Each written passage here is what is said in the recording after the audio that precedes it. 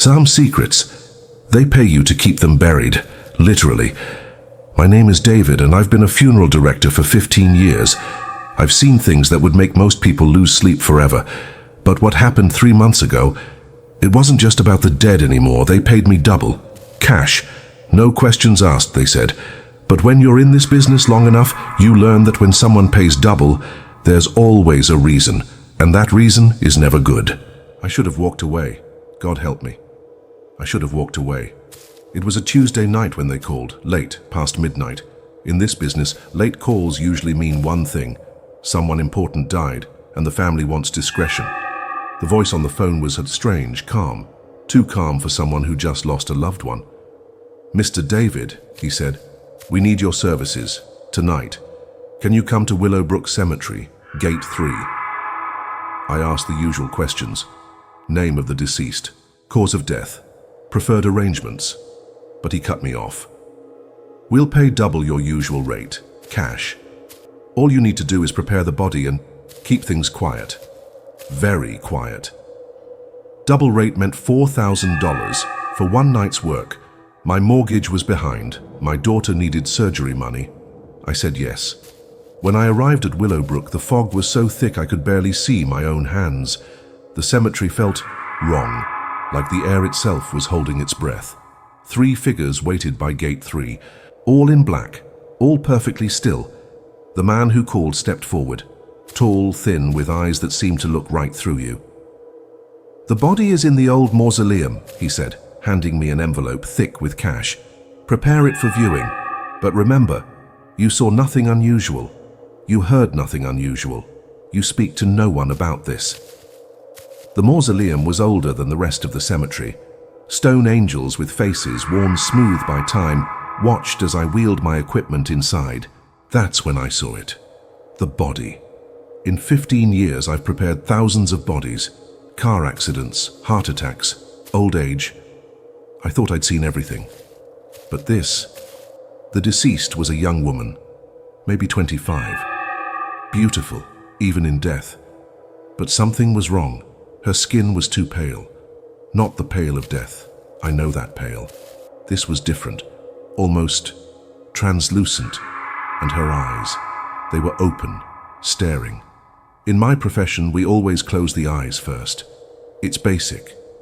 But these eyes, they wouldn't close. Every time I tried, they'd slowly open again. I started the embalming process, but the fluid, it wouldn't take. It just pooled on the surface of her skin like water on glass. That's impossible. Impossible. Then I noticed the marks, small puncture wounds on her neck. 2 of them, perfectly round. Too clean to be from any medical procedure I knew. I was about to call the family when I heard it. Footsteps, slow, deliberate, coming from deeper in the mausoleum. "Hello?" I called out. No answer. Just those footsteps getting closer. I grabbed my flashlight and followed the sound. The mausoleum was bigger than I thought. Corridors led deeper underground. The footsteps echoed ahead of me, always just out of sight. That's when I found the room. The room was circular, ancient. The walls were lined with coffins, but not normal coffins. These were made of black wood, with symbols carved into them. Symbols I'd never seen before. And they were all open, empty. In the center of the room was a stone altar. Dark stains covered its surface. Old stains, very old. I turned to leave, but the door, it was gone. Just solid stone wall. That's when I heard her voice. "You shouldn't be here."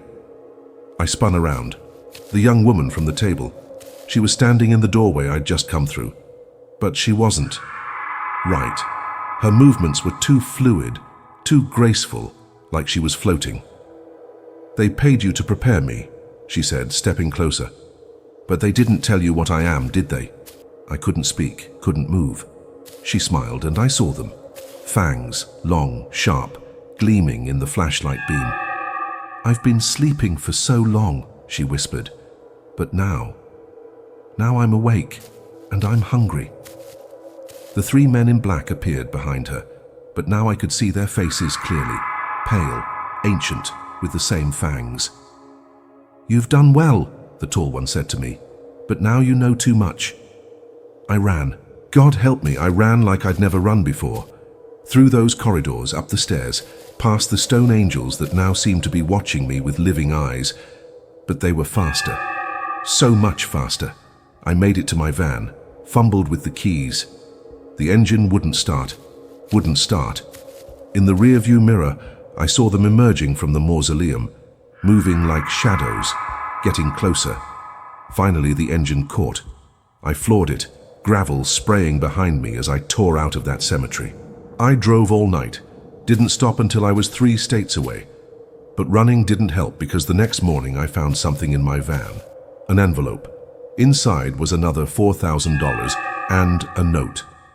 Thank you for your discretion. We trust you'll continue to keep our secret. We know where you live. We know where your daughter goes to school. Remember, you saw nothing unusual. I never reported it, never told anyone. What could I say?